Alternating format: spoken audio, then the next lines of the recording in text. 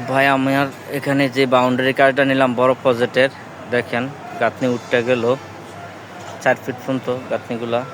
আমি অনেকদিন পরে সাইডে আসলাম, আজকে আইসা দিয়ে মোটামুটি কি কাজ গোছায় গেছে। এখানে 1000 ফিট বাউন্ডারি হওয়ার কথা, মাত্র 200 ফিট কাজ রেডি করলাম। বাকি কাজ মাফিয়া জায়গা বুঝাইতে দিতে পারতেছে না। শুধু দেখেন গাঁথনির কাম শেষ, প্রতিটা কাজ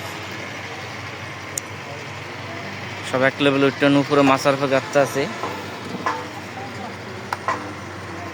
গাঁথনির কোয়ালিটি কেমন হইতেছে আপনারা জানাবেন। এখন প্রতিটা গাঁথনি 1/2 ইঞ্চি করে মশলা আছে।